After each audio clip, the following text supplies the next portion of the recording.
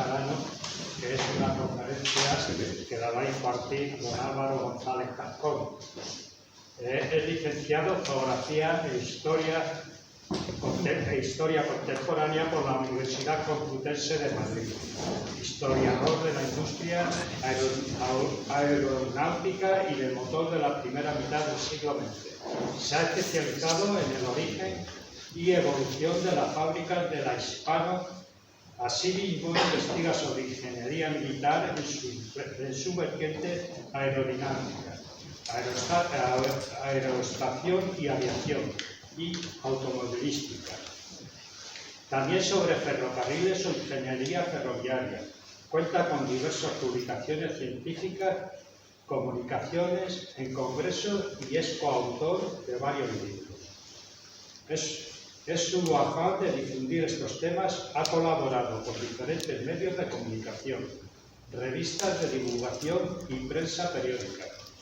Comisariado de exposiciones y coordinado de ciclos de conferencias. Actualmente está en el programa de doctorado del Instituto de Estudios Sociales de la Ciencia y de la Tecnología de la Universidad de Salamanca.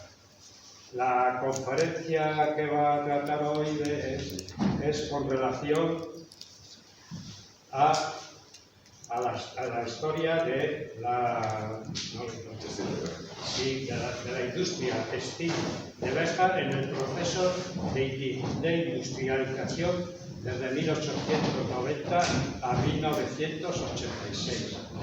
Nada más, daros las gracias por vuestra asistencia y ahora estamos en un momento en el casino que se están haciendo bastantes actos. Y afortunadamente también los estamos haciendo con los niños talleres de prácticas y un taller nuevo que hemos impuesto de Lego, que se va a impartir jueves y viernes. Hoy ha empezado el primer día y continuará durante todo el mes, durante todo el curso. Y nada, yo os dejo con Álvaro. Seguro que os va a gustar la conferencia.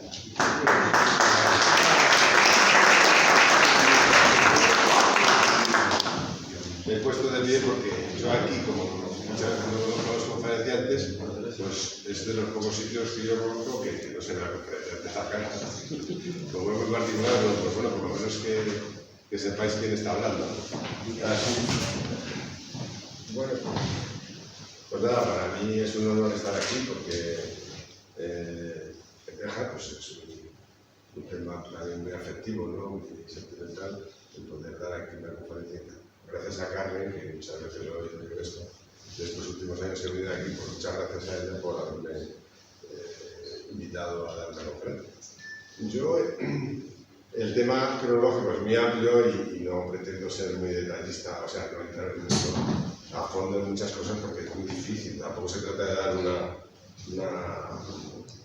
clase magistral, ¿no?, sobre el tema de la industrialización en España, que es un tema muy controvertido y muy complejo porque nadie ha dado con la clave de todas estas cuestiones del desarrollo económico relacionados con España, ¿no? Bueno, pero sí algunas cosas. Bueno, pongo una foto de Béjar ahí en la época ya, como hacia 1960, ¿no? Y entonces, sin entrar ahí hacia atrás, pero la revolución industrial, que empieza en Inglaterra a finales del siglo XVIII, ¿no?, pues llega al continente un poco después de la Guerra Napoleónica. Pero se basa en el textil, la siderurgia y el ferrocarril. Esas tres cosas son claves también para España. Y el textil, lo curioso es que, como es una industria tradicional que existe desde hace miles de años, suponemos, bueno, los tejidos más antiguos aparece casi la conoce seguro, pero vamos, no llegaba a tanto. Pero bueno, esa evolución que se da en Inglaterra de que aparecen máquinas de hilar automáticas que no necesitan el trabajo a sangre, ¿no?, el esfuerzo a sangre, el muscular, pues eso hizo avanzar enormemente. También el de la lanzadera, bueno, esas cosas son de sobreconocidas y más aquí, ¿no? Luego la siderurgia pues en el siglo XVIII español se dedicaba fundamentalmente, primeros altos hornos son de carbón vegetal y en España costó, porque la guerra de independencia, pues los primeros intentos que fueron en Trubia por parte del Estado, ¿no? A nivel militar, pues no funcionaron, ¿no? Así rápidamente, pues no. Todo esto requiere muchísimo esfuerzo, muchísimos ensayos, muchísimas pruebas y muchos años de dedicación. Y en España parece que todas estas cosas relacionadas con la tecnología, el desarrollo, la evolución, tienen que ser inmediatas. Cuando algo, yo he detectado que cuando, bueno, algo de realmente con lo que me he dedicado a la aviación, cuando un inventor español o alguien hace un aparato, un avión, si falla la primera ya está sentenciado. Sin embargo, en los países desarrollados que han hecho evolucionar el mundo y que adquirimos tecnologías a ellos, como fueron primero Inglaterra, Estados Unidos, ¿no?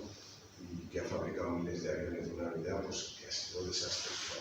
Se han estrellado delante de la comisión que iba a evaluar y, sin embargo, no han dado carpetazo al asunto. Han mirado a ver dónde estaba el problema y si mereció la pena o no seguir, pero muchos proyectos se anulan, ¿no? Pero es que en España sistemáticamente el que falla la primera, bueno, no sé, me estoy enrollando un poco, pero bueno. Entonces, el tema del ferrocarril también hay un pequeño inconveniente y para Béjar es muy importante, porque el transporte económico y barato y sobre todo pesado para una industria que avanza, pues es fundamental. Y tarda un poco más en llegar de la cosa. España, como decía, es un país de industrialización tardía y entonces parece que el apoyo es imprescindible. Y esto me lleva un poco al apoyo estatal, ¿no? Para poder sostener la industria que existe, como la de Béjar, que es una industria tradicional, y otras textiles en España, en otras zonas de España. Y aquí es donde está un poco la clave. El tema de los aranceles es una cosa que viene de antiguo, y ahí viene el tema. Una de las formas de apoyo más fáciles es intervenir sobre los aranceles. Si a los productos que se importan de fuera les podemos cargar algo, pues las claves también de la hacienda pública, ¿no? De los ingresos del Estado, pues en aquellos tiempos, y hasta que entramos en la Unión Europea, pues venía a ser como más de un 30% eran los aranceles, en todos los países pasaba lo mismo. De manera que si teníamos un tipo de arancel bajo, pues entrarían fácilmente los productos y como hemos dicho, España no lo tuvo fácil. En todos estos elementos que intervienen en la creación y el desarrollo de la revolución industrial, luego estábamos en situación peor. A la hora de tener buenos precios, de manera que el primer arancel protector, dentro de que en el siglo XIX hay aranceles que son protectores, pero al mismo tiempo esos aranceles se vuelven de repente laxos, es decir, desaparecen, o hay franquicias, por ejemplo en el ferrocarril, con lo cual es imposible que se pueda desarrollar cuando ya vamos con retraso con la siderurgia y el ferrocarril se basa sobre todo en productos siderúrgicos, es muy difícil poder avanzar. De manera que de repente en 1891 el presidente del gobierno entonces, Cánovas del Castillo, del Partido Conservador, se da cuenta de que normalmente los conservadores pues quizá eran un poco más protectores, pero vamos, como los liberales tampoco les preocupaba mucho, pensaban que el libre comercio pues bajaba los costes aquí en el interior, tanto para las compras públicas como las privadas, y eso era bueno para la economía. Pero no nos desarrollábamos y España no salíamos de ser un país agrario. De manera que de repente hay una protección. La protección se basa se ayuda va dirigida al textil y a la siderurgia. De repente hay una protección a este coste, ¿no? La ventaja de lo que se va buscando con el arancel es aumentar la producción por sustitución de importaciones y es esto pues la idea. Si en Béjar se está produciendo textil, ¿no? Tejidos para, ya sabemos que son para el ejército básicamente, si hay un arancel que establece una barrera a la importación, todo el mundo sabe que el textil británico pues, ha adaptado muy a todo el mundo, ¿no? Y el siderúrgico pues también era todo el monstruo, ¿no? En dos temas en los que Inglaterra tenía ventaja incluso sobre Alemania. De manera que Alemania hasta a partir de 1870 empieza a desarrollarse y a ser competitivo con Inglaterra, ¿no? Pero entonces, sustituir importaciones aumentará la producción en España y uno de los sitios donde puede aumentar es en Béjar, ¿no? Porque si el ejército, como forma parte del Estado, puede decidir comprar a un precio más alto, pero que les interesa por una serie de características que tienen los paneles de Béjar, o porque es un producto estratégico, ¿no?, etcétera. Por puesto que es militar, pues está ahí. El apoyo fundamentalmente son las medidas arancelarias, con el cambio de política, es decir, que no sea solo temporal, sino que se mantenga a largo plazo. Y era necesario porque los costes en España, por mucho que nos empeñásemos, no eran más altos, ¿no? Las dificultades de comunicación por nuestra orografía, la falta de grandes ríos por los que se pueda navegar y, en consecuencia, de canales de navegación, como se hace en Inglaterra, como Francia, en Alemania y todo esto. Y lo que pasa es que hay un pequeño bache. En los años 90 en España había una crisis internacional a nivel europeo y también se afectó a España, y hay una crisis económica que tiene el pequeño inconveniente de que la inflación era elevada. Entonces, lo que ocurre es que cuando hay inflación, pues suben los precios, de manera que la compensación por aranceles a lo mejor no era tan buena. Aquí en este mapa de Béjar, el 1.50.000, que es del año 47, la edición, luego los datos que vienen ahí debido a esa época.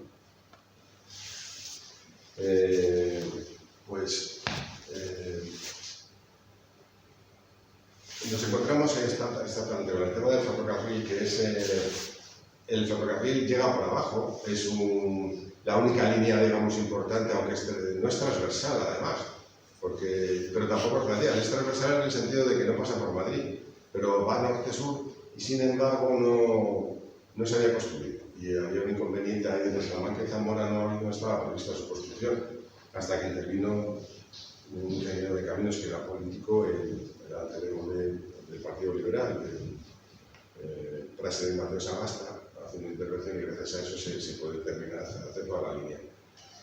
El interés viene del lado de la compañía MCP, o sea, la de Cáceres a Portugal, la MCP, que estaba pues en la cuerda floja, iba muy mal, y también se había construido muy tarde. Hacia los años 70 había terminado la conexión con Cáceres y Portugal.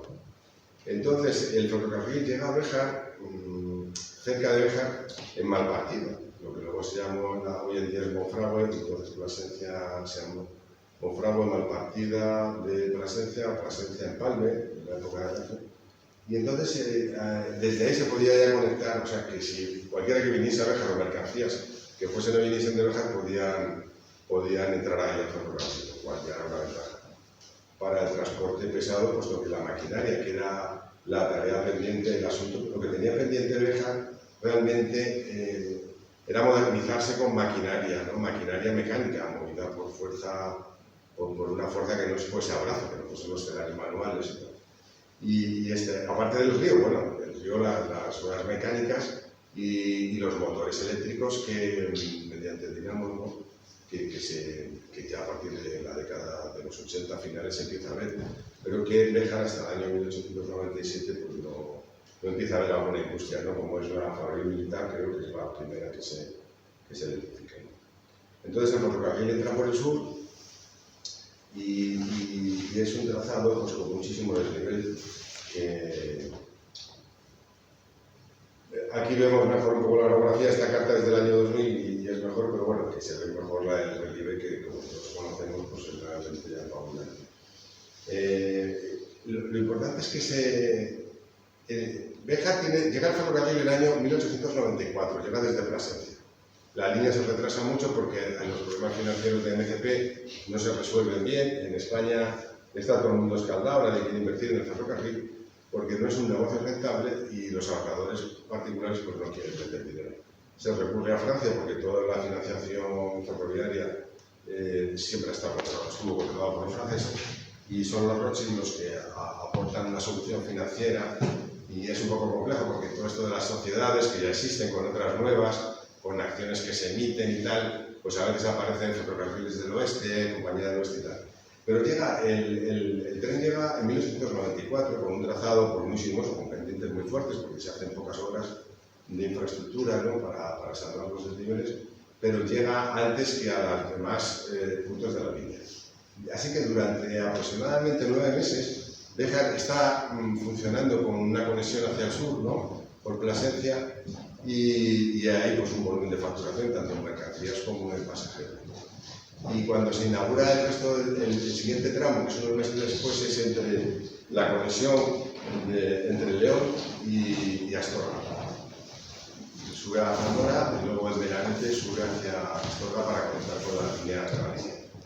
Y ahí es curioso de ver porque la facturación, tanto en mercancías como y el movimiento de mercancías y de pasajeros es menor entre esas dos capitales de provincia y la línea gallega que la que tiene Béjar, por lo cual, de alguna manera, el ferrocarril podría haber estado justificado con la antelación que se hubiese llegado a construir cuando se hizo la conexión hacia el sur, hacia Cáceres y la frontera portuguesa, pues si se hubiese construido hacia Béjar, hubiese sido bueno para Béjar, pero también probablemente para la compañía ferroviaria, porque hubiese aportado volumen de negocio, ¿no?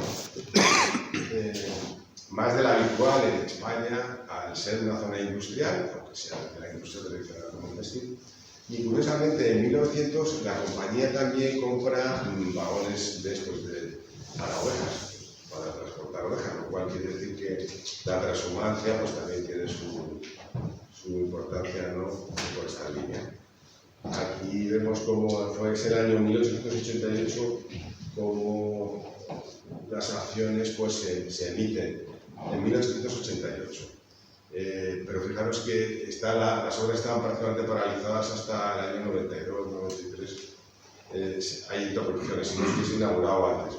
En el 96 cuando está ya la línea completa, estas son obligaciones. Obligaciones, se emiten acciones y obligaciones. No, esta es la misma acción que la he recortado para que se vea mejor la fecha. Y luego pues habla de las obligaciones.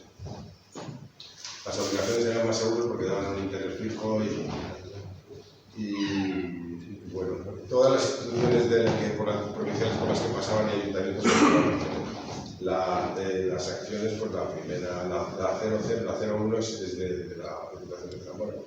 La estación, este es el mapa y curiosamente, ahí se ve muy pequeñito, pero hay una plataforma giratoria que yo recuerdo cuando era pequeño de verlo, que ahí podía girar las máquinas, dar la vuelta para cambiar el sentido de la marcha.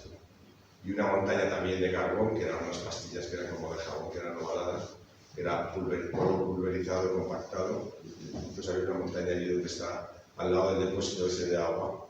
Yo viajaba mucho en tren porque no vivía aquí y luego ya viví 2 años, pero yo entrábamos en tren generalmente por el sur, veníamos por abajo y curiosamente desde antiguo hubo siempre una línea, o sea, una composición, un recorrido que salía de Madrid y de Delicias, hoy en día es el Museo de Ferrocarril, o sea que se conserva igual pero como museo, y llegaba a Béjar, pues llegaba por la tarde, pues éramos adolescentes y los periódicos se podían comprar en la calle Mayor, que el ABC, por ejemplo, que unos años me iban a comprar para su tío, pues a las 4 a las 5 de la tarde. Los diarios de la mañana llegaban aquí por la tarde, pero aquí siempre hubo, prácticamente hasta que se tomó la línea, una conexión no a través de Salamanca, directa a Madrid, sino a través de Béjar y llegaba a Salamanca, eso sí, pero que viene del siglo XIX, o sea, Luego, una cosa que quería resaltar con esta foto magnífica del libro que se presentó en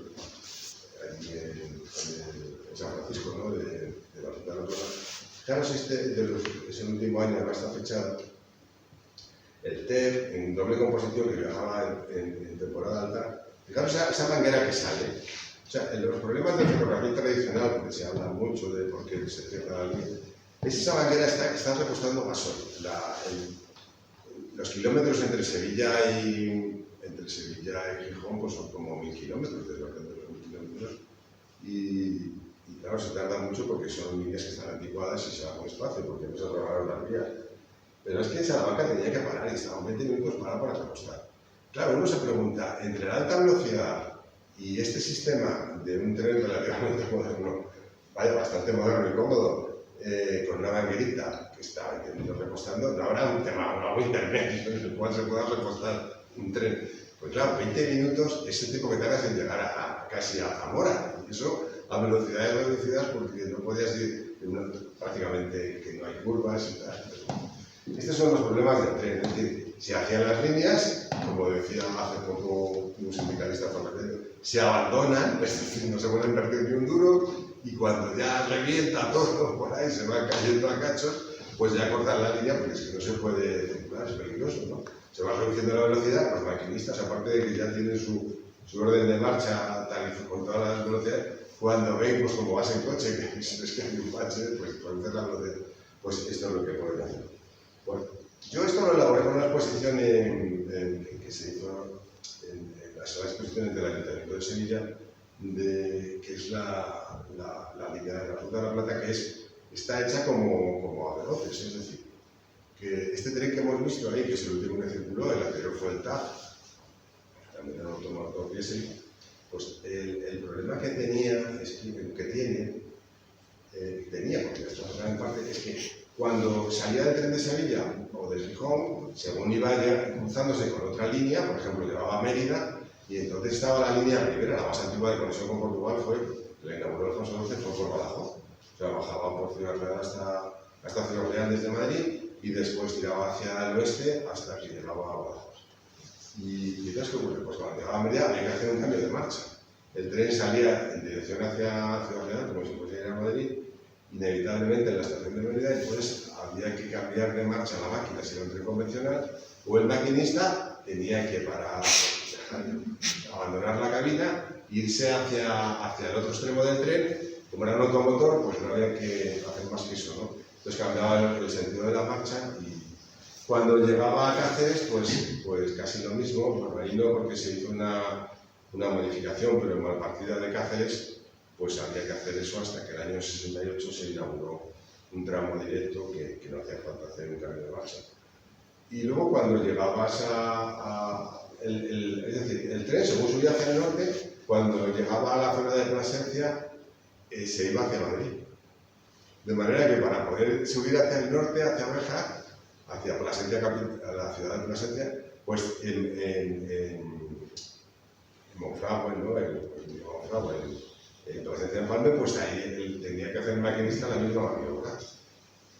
Abandonaba su cabina, se iba al otro extremo y entonces podía enfilar con el cambio de agujas, salía hacia Plasencia, subía a Béjar y así cuando llegaba y así sucesivamente, hasta 6 veces. Hacer eso 6 veces, pues estamos hablando de perder unos minutos que a lo mejor no eran necesarios para subir y bajar del tren. Y por supuesto, jamás hubo, desde que se inauguró la línea en 1896 y se conectó Sevilla con Gijón, jamás hubo un tren, por ejemplo, express, que conectase Sevilla con Gijón. Algo verdaderamente asombroso en los ferrocarriles españoles, porque ha habido trenes hasta relativamente hace poco tiempo que enlazaban Madrid, ¿no? Y otras zonas de España por la noche. Por muy larga que fuese, pues 8 o 9 horas se podían consumir más. Y ese es un poco el problema de esta línea que se quedó de esa manera. Aquí vemos algo asombroso también, cosas que ocurren en España, que este es el bypass que se llama. Es la conexión directa, de manera que sin tener que hacer, simplemente con el cambio de agujas, sin tener que hacer ese cambio que os he dicho, podía enfilar directamente hacia el norte y subir hacia Plasencia, cuando venía desde Cáceres, ¿no? Y aquí vemos cómo está haciéndolo hacia Plasencia, no está subiendo hacia Plasencia, circulando por el nuevo bypass hacia Plasencia. Es decir, ese tren que viene, que es un monomotor, o sea, un automotor también, va a entrar hacia Plasencia, pero viene desde Madrid. De manera que hace una conexión directa, simplemente con un cambio de agujas. Y entonces pues no tiene que moverse. Este tren venía de Madrid y cuando estaba cerrada la línea se inauguró este bypass. El bypass costó más de 200 millones, se fue ya financiado por la Unión Europea, por la Comunidad Europea, pero ya había cerrado la línea cuando se terminó. Entonces es una pena. Ahora están haciendo otro nuevo, ojo. Están haciendo otro nuevo espectacular pues, para funcionar a alta velocidad. Como veis, se ven los cambios continuos de esto, una curva bastante pronunciada. Es decir, no se hizo precisamente para velocidades grandes, pero por lo menos si se hubiese ganado mucho tiempo, como media hora, simplemente no tienen que hacer el cambio de marcha. Bueno, yo no voy a continuar con el ferrocarril, lo que os he dicho antes lo cuantificaré y me comprometo a ponerlo por escrito, la facturación de Béjar en 1895 era superior al resto de la línea de las provincias de Zamora y Salamanca. Pero, entonces, en la relación de 1906 se renueva y vuelve otra vez a lo mismo, es decir, el gobierno del momento, porque los cambiaba mucho en España en la época de la Restauración, sobre todo ya en el siglo XX, pero la política es la misma. La idea es industrializar España por la vía de apoyar, en aquella época no había muchas más herramientas, porque los gobiernos eran liberales, no tenían presupuestos, y entonces fue para, pues continuó en esa línea. Hay un fenómeno curioso que se está produciendo, que va un poco oculto, y es que los gobiernos también quieren establecer el patrimonio, que es como funcionaba la economía a nivel internacional. Y muchos los países desarrollados seguían el patrón oro, Francia, Inglaterra, que lo había establecido, y que había dado lugar pues, en una época de florecimiento económico a nivel internacional. En España nos habíamos quedado atrás, pero tenían esa ilusión. De manera que lo que ocurre es que la peseta, poco a poco, año a año, pues va subiendo la cotización y se va aproximando al franco. El franco es nuestra moneda de referencia, porque el franco es muy estable respecto a la peseta y va subiendo aproximándose. ¿Esto qué quiere decir? Que aunque tú pongas aranceles altos, como el franco se va aproximando, la peseta se va subiendo de valor, pues también va compensando un poco los aranceles, la subida de aranceles, por lo cual es un poco engañoso que, bueno, a la hora de investigar el peso real de los aranceles en que, por ejemplo, los textiles de Béjar tuviesen más posibilidades, pues esto habría que tenerlo en cuenta. Para eso tendríamos que tener series estadísticas, cantidades de producción, volúmenes y tal.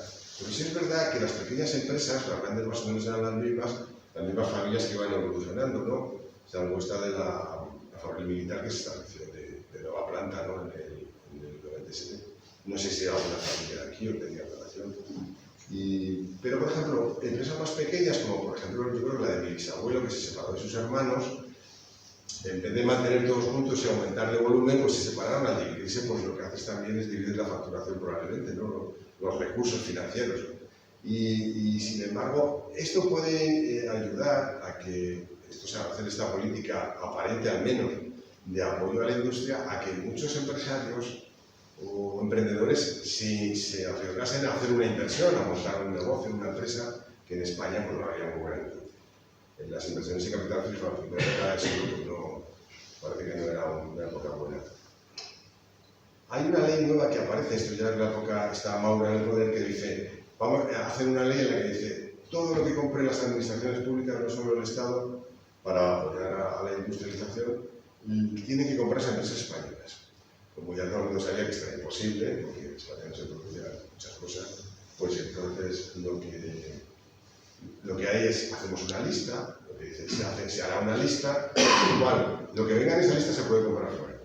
Y cada año se renueva, es decir, cuando aparezca una empresa o una institución, un organismo que tiene algo que producir, un producto, lo que hacemos es que cada año en otoño se renueva y dice, no, yo esto lo fabrico y demuestro que lo puedo suministrar. Entonces, esta ley está un poco en la base y es algo más. Yo ahora os voy a enseñar algo que es muy posterior, de 1938, que se publicó, pero que tiene que ver con esta ley de 1907. Y es que se crean unos organismos en los cuales no solo interviene personal del Estado, sino que también están asociaciones empresariales que representan cámaras de comercio, empresas que representan también los intereses en unos organismos que dictaminan sobre una serie de ayudas sobre estas cuestiones, ¿no? de si se da ayudas a las empresas de lo que vaya saliendo, de si los intereses, si interesa las solicitudes al gobierno para que los aranceles suban, entre otras cosas. Y entonces, dando un gran salto, al final, en la España de la guerra, pero del régimen de Franco, que digamos del bando nacional, pero que ya tienen, el 38 ya tienen un gobierno, ¿no? Y luego, pues, se continúa, elaboran un catálogo bastante concienzudo y en el cual aparecen las empresas que pueden contratar con el Estado, que es lo que ya se llevaba funcionando desde hacía décadas, a raíz de esta ley de 1907. De manera que, aunque todos los organismos públicos se saltaban cuando les daba la gana, por decirlo así, hablando un poco el lenguaje coloquial, compraban casi lo que querían, justificando simplemente algunas cosas, ya funcionaba este tema. Y entonces, ¿qué ocurría? Que al final el Estado lo que siempre dice es, vale, usted me puede vender lo que quiera en un concurso público, pero tiene que estar usted en el catálogo oficial de empresas, ¿no?, de la Asociación Industrial Española. Y es ahí donde, si miramos el catálogo y empezamos a ojear, nos cansamos de ver, porque están casi todas las empresas de oreja constituidas como sociedades, ¿no?, pequeñas, que ni siquiera son sociedades limitadas, probablemente, ¿no?, unipersonales y todo este tipo de sociedades, pues aparecen ahí. Entonces está su nombre, su foto, sus cuentas bancarias, en qué bancos trabajan, qué productos han vendido al Estado, genéticamente, ¿no?, y fotos incluso de los establecimientos industriales. Esta, por ejemplo, la foto esta de la cabecera de la exposición, quiero decir, la de los del año. Y entonces eso es una ventaja que tiene Béjar. Béjar siempre tuvo esa ventaja que ya sabemos todos desde el siglo XIX, que el ejército español en el siglo XIX prefiere comprar, por las guerras que hay, guerras civiles, ¿no?, prefiere comprar, el Estado prefiere comprar a la industria de Béjar, ¿no?, mayormente el paño para los uniformes.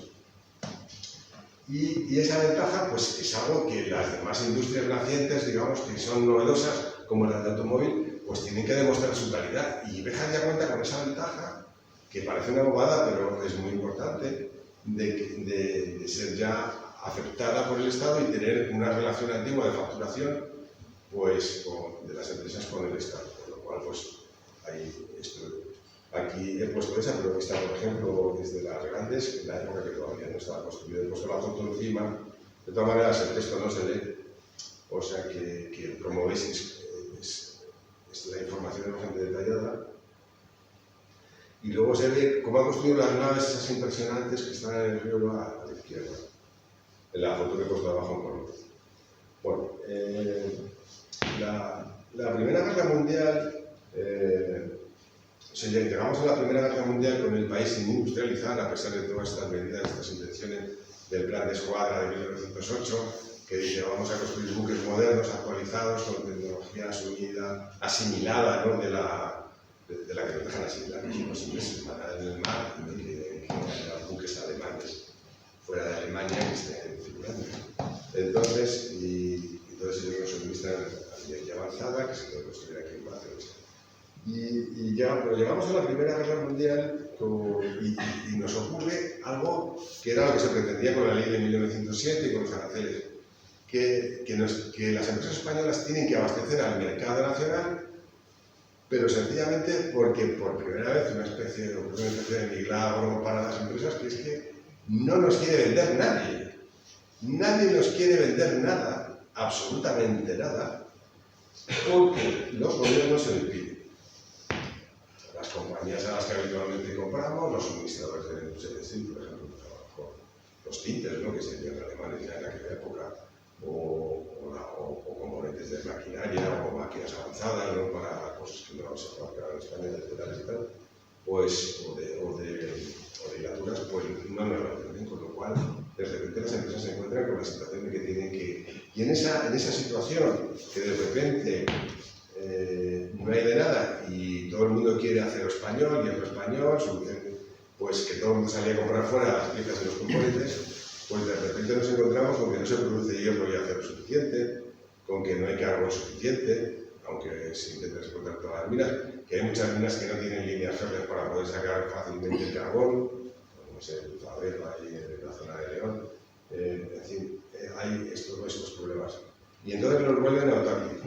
Uno de los problemas que dicen los economistas, los historiadores de la economía, es que España, al intentar ser autárquica y protegerse, lo que hacen las empresas es, en vez de ser más competitivas, se acomodan y entonces se ajustan a las ventajas que tiene la protección, de manera que no son más productivas. Pero realmente esto es la autarquía, ¿no?, que vino obligada en la Primera Guerra. ¿Qué posibilidades tuvo Béjar de florecer ahí y de aumentar sus producciones y crecer en las empresas en facturación y todo esto? Pues tuvo toda la del mundo, porque si algo tenían que hacer los gobiernos con sus soldados era pelearlos. En invierno ahí en los frentes europeos era terrorífico, ¿no? Pasaban realmente de las temperaturas bajísimas y tal. De manera que que la ventaja de Béjar se sabe por la lana que estaba aquí abajo, cerca y encima de la realidad. Y tenía maquinaria personal y se supone que lo tenía todo funcionando. Sin embargo, parece que no fue así, ¿no? Que hay una... la cosa no está tan. La ayuda, yo comento aquí lo del oro porque es muy curioso que hoy en día no lo vemos así, pero en aquellos tiempos el comercio internacional era con oro. Es decir, tú para pagar cualquier cosa que compras por un dinero, no sé, los pagos internacionales se hacían en oro y el oro además se movía físicamente.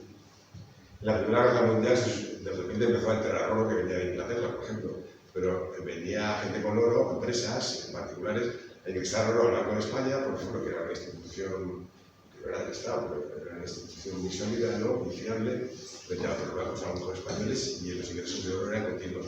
Y la devaluación de la libra, entonces como el TAC era un negocio fabuloso, porque no solo para España, también para los bancos, porque ese oro que entraba, por el temor que producía el estar en guerra, para nosotros era una ventaja. Y eso se mantuvo en toda la guerra. ¿Qué ocurre? Bueno, hay otra ley adicional para proteger a la industria que está dispuesta a dar soluciones, a rebajar las tarifas que nos paga el Estado y otra serie de ventajas, ¿no? Por ejemplo, el impuesto del timbre, que era una cosa que fastidiaba bastante a todo el mundo, y sobre todo la franquicia, importar maquinaria. Para montar una fábrica de lo que fuese en España una producción industrial, casi siempre, salvo la excepción, había que importar la maquinaria y había que pagar aranceles también por ello, claro. De manera que una de las cosas que ofrecía era eso. Para había que estar un proyecto, claro, y que te lo aceptasen unos organismos en los que también estaban representados las empresas, las cámaras de comercio, las organizaciones profesionales y de sectores económicos. Y esto también tiene su importancia y se prolongará a largo plazo, la vigencia hasta la Comunidad de los años 60. Bueno, sin embargo, si hay un informe que hace un organismo militar que se llamaba Movilización de Industrias, que se llamaba ahí, al final de la guerra se llama así, pero que ya existía antes de alguna manera y que se desarrolla mucho en Europa, en los países beligerantes, que es cómo conseguir producir toda la producción industrial y del país, volcarla en lo militar, ¿no? Incluso de empresas que no tienen nada que ver con nada relacionado con la guerra.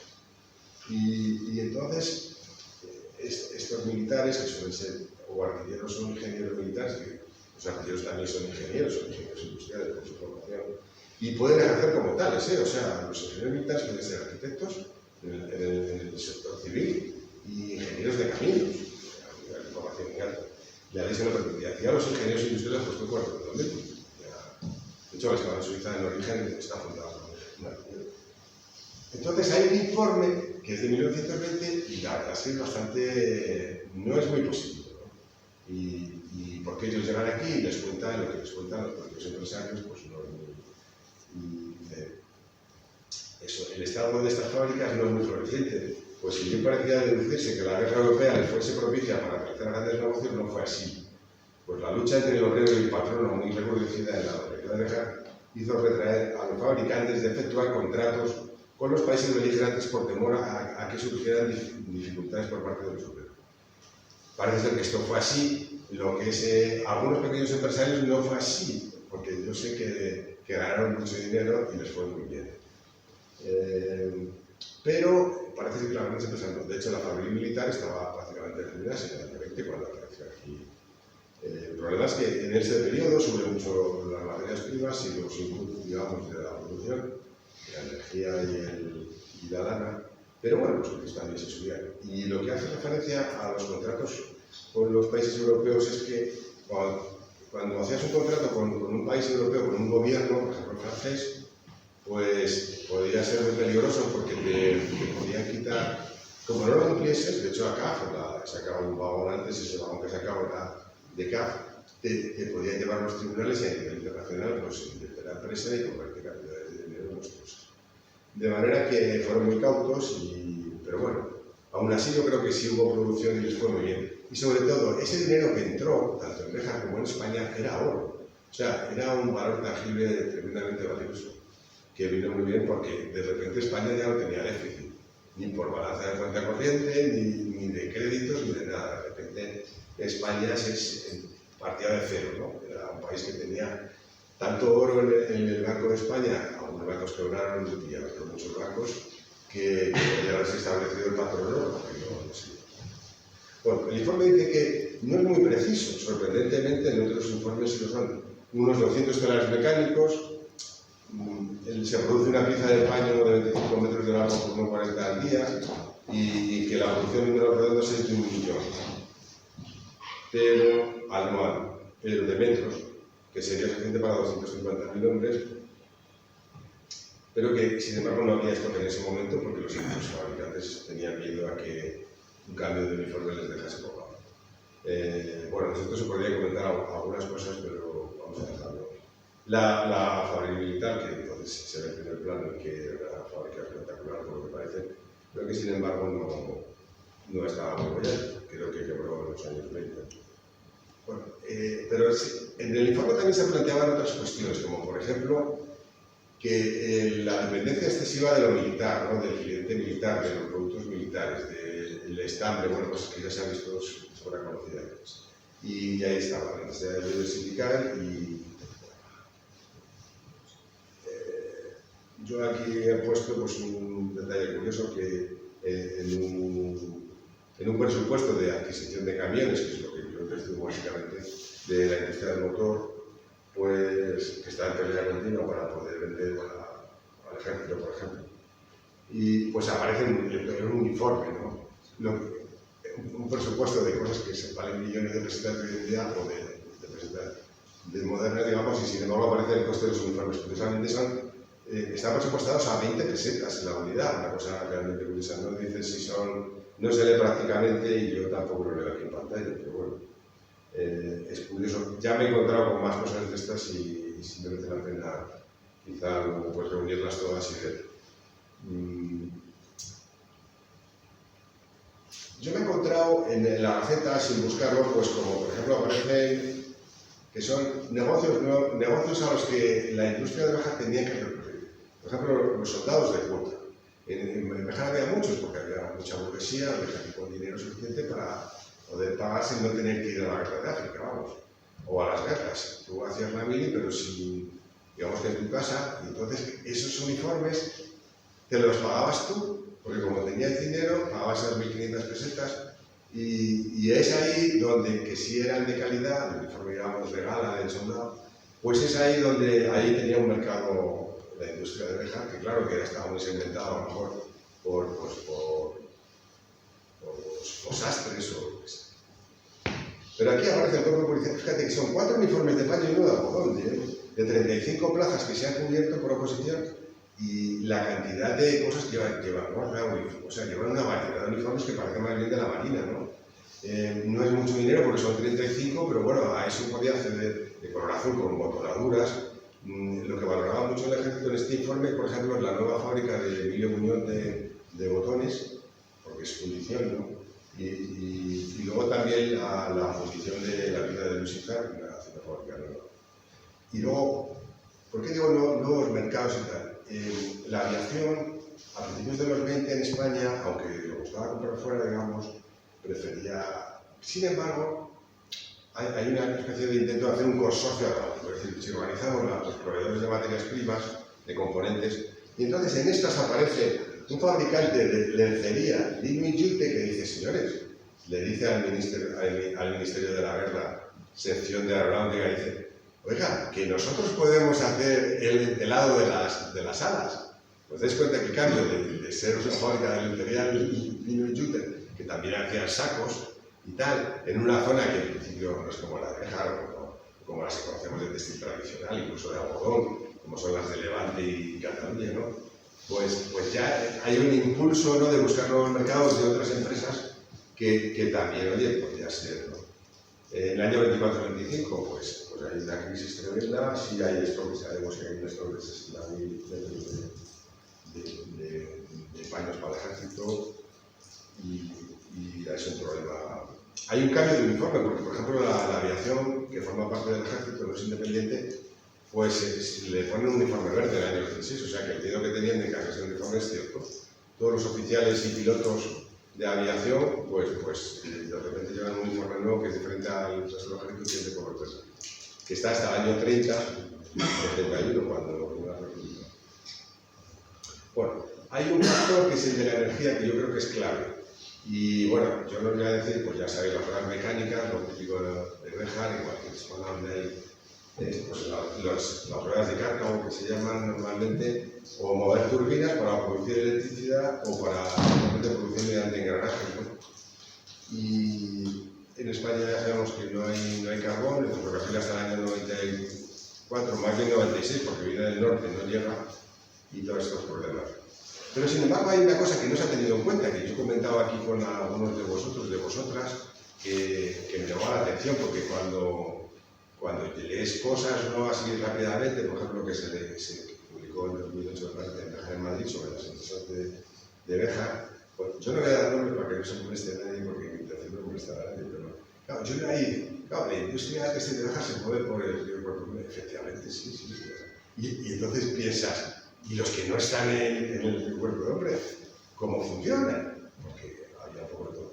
De manera que, entonces, yo averigüé que utilizaban motores de gas pobre. Los motores de gas pobre eran muy baratos de funcionamiento porque podías utilizar cualquier combustible, de madera, hojarasca, lo que sea, con tanto que tuviese combustión, material fósil, claro, carbón también, pero claro, será más caro, o carbón vegetal. Entonces, los gases de escape, no, pues el humo que produce entra en un motor, pero ya térmico, en un motor los motores de vapor son alternativos, pero no son de combustión interna. Este es un motor de combustión interna que aparece en Europa después de 1850, de 1860, y en España lo fabricaban, se podía comprar por importación fácilmente, pero también lo fabricaban en el área de Barcelona, que estaban todas las industrias mecánicas en el siglo XIX y el siglo XX, pues la MTM, Maquinaria de Gestión Marítima, que luego se convirtió en un gran fabricante de locomotoras,